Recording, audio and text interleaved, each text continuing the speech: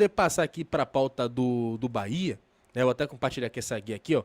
Botar essa fala aqui do Rogério Ceni que eu tô apontando aqui, ó. Aqui, deu uma pausa aqui, para essa fala do Rogério Ceni, né? Que é o que mais chamou a atenção da coletiva de ontem. Foram quase 40 minutos de coletiva. E essa foi a fala que chamou mais a atenção. Eu vou trazer esse comentário aqui do Ivan Tupinambá. E vou pedir pra você comentar em cima disso, Fernando. Ceni cobrou atitude e culhão dos jogadores para vencer o Fluminense no Maracanã. Mas será que só falta isso? Não estaria faltando uma melhor estratégia tática para triunfarmos fora de casa? Cara, interessante, né? A gente viu na coletiva, inclusive, algumas perguntas, inclusive mandar um abraço para Flávio Lordelo, nosso parceiro, colega de profissão, de cobertura de Bahia. Ele fez, inclusive, uma pergunta um pouco relacionada a isso, né? Se poderia ter alguma mudança tática, não apenas uma mudança de postura, que é o que sempre o torcedor cobra bastante, né? E, inclusive, eu vi o comentário de Cássio Cardoso, um comentário muito sucinto em relação ao Rogério,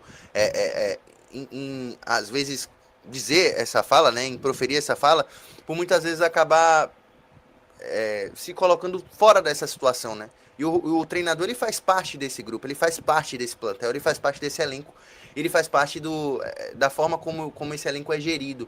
Então, assim, eu acho que não é apenas algo anímico para que os atletas desempenhem o que devem desempenhar fora de casa, e agora, consequentemente, nesse jogo contra o Fluminense.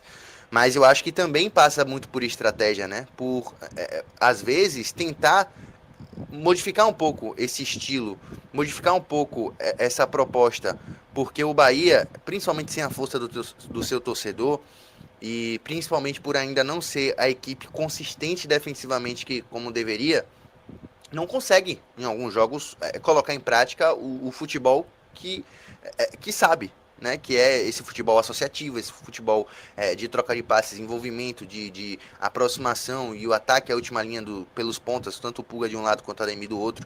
A gente muitas vezes não vê isso acontecer e a gente viu como acabou se degringolando a partida contra o Juventude, né? Com uma reta final de segundo tempo totalmente maluca, acho que a palavra certa é essa. Então acho que o Bahia precisa um pouco mais de uma estratégia que busque a melhor consistência, principalmente defensiva, né? Porque o Bahia, às vezes, o que me parece é que só pensa em atacar. E aí fica às vezes, sendo refém de uma defesa que é muito vazada, principalmente nos jogos fora de casa, e que vem sofrendo muito com a falta de consistência, né? Quando tem que se fechar um pouco mais, onde normalmente era o que devia ser esperado, né? Principalmente para os jogos fora de casa. Então, pode ser que exista uma mudança de estratégia também, né? O Rogério, ele comentou sobre isso na pergunta de Flávio, ele não deu tantas pistas assim.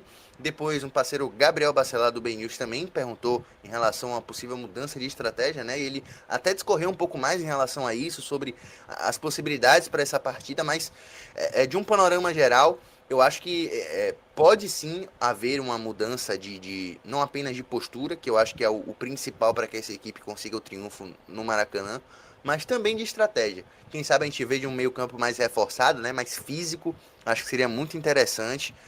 Assim como também a gente veja, quem sabe, uma defesa com outros nomes, né, na dupla de zaga, até mesmo no sentido da composição ali de linhas, né, principalmente. Então, a gente fica nessa expectativa. Acho que o Rogério, ele foi muito forte nas suas aspas, mas deve sim também fazer parte desse combo, desse pacote, porque ele é o responsável, né? Não apenas pela postura anímica dos jogadores, mas também pela forma como o Bahia pode se apresentar em relação a posicionamento tático dentro de campo e também a peças que ele pode modificar nessa partida.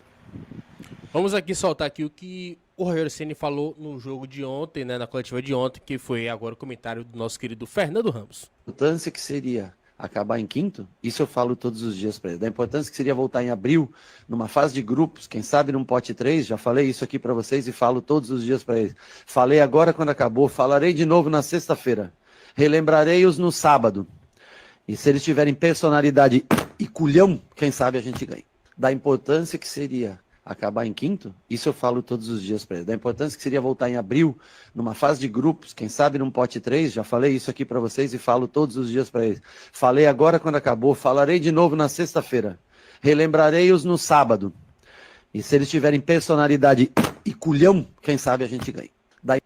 Tá aí, a fala do Rogério Ceni chega, deu uma batida na mesa, né, meu? O cara deu uma pancada na mesa. Meu amigo, eu vou confidencializar pra torcida que tá aqui com a gente uma coisa, tá? Essa batida na mesa do Rogério tá baixinha aí, viu? Tá baixinha aí, pelo áudio que saiu da coletiva na TV Bahia. Porque, meu amigo, ele deu uma senhora porrada na mesa, que estrondou a sala de coletiva inteira. E ele falou de uma forma incisiva, inclusive até usando alguns termos pejorativos em algumas respostas. Ele estava realmente aflorando ali um pouco a sua fala cada vez mais. E acho que até de certa forma, se O homem tá irritando. teso, viu? O homem tá teso. Tá teso. Tá teso. Ao decorrer tá do que teso. ele ia falando, ele ia se enervando. E aí, meu amigo, ele chegou a bater na mesa de verdade. Foi um ponto assim que realmente me chamou a atenção na coletiva.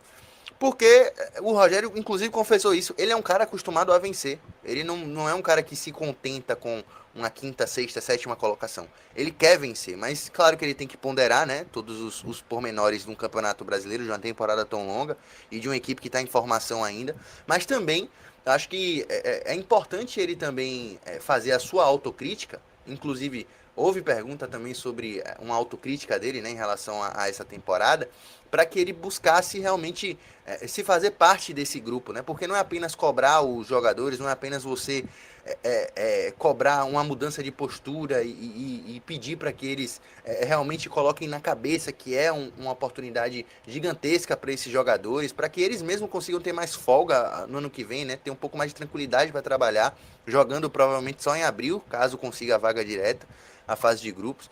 Então, cara, eu acho que o Rogério, ele acaba, de uma certa forma, sendo incisivo e muita gente enxerga isso de uma maneira positiva, mas é bom a gente fazer essa crítica, essa análise, porque ele também faz parte disso. E ele tem a sua responsabilidade em relação a isso, que não pode ficar apenas na conta dos atletas. Você assistiu a mais um corte aqui do SMB Live, nosso canal secundário, com quase 70 mil inscritos. Tem live praticamente todo dia, mais ou menos ali, às 19 horas. Então não perca todo o noticiário do Bahia, debate, opinião, junto conosco aqui na SMB Lives. Ative o sininho das notificações e inscreva-se no canal para não perder nenhum conteúdo.